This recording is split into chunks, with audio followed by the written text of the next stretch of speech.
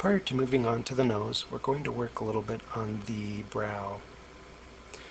Now note that the forehead is still very flat. The top of the head is flat. We're going to work on that later.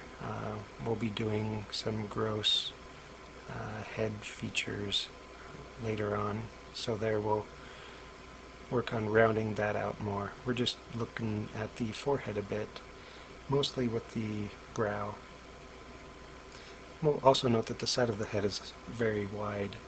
Once again, we'll bring that in as just before we start working on the ear. Now the brow is an area that can be used to create distinct characteristics. It's one area that's fun to just tweak and make variations of the same or one general shape. You can do a lot with the brow. Kind of give somebody the Cro-Magnon look or a more refined or distinct look. We're just kind of going for a masculine,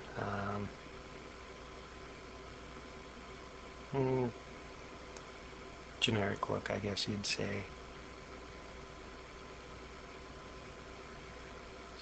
So here we're just checking the curves, see where everything lies and what points might need to be moved. I tend to do this a lot as I'm modeling.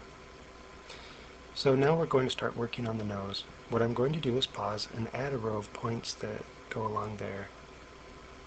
So here you can see I have added in some points that go along the side of the nose and the nostril, very close to the cheek.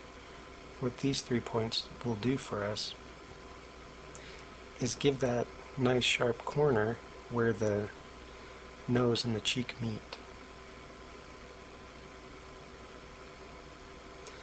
And also note again that as I move points on the dividing line of the head, I do that in the left side viewport.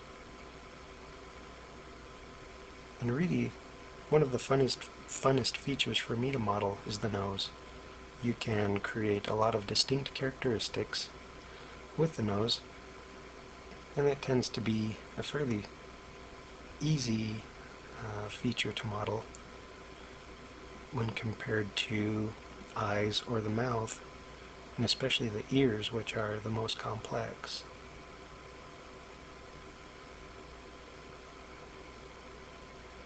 Some other fun things to think about as you're modeling your characters are the person's history, because how rough they've lived will affect their face.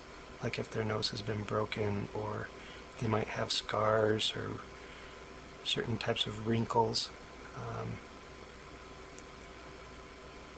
It just kind of brings characters more to life as you think about who they are and how they've lived. So now we're going to create the nostril itself. This is done with a simple sweep.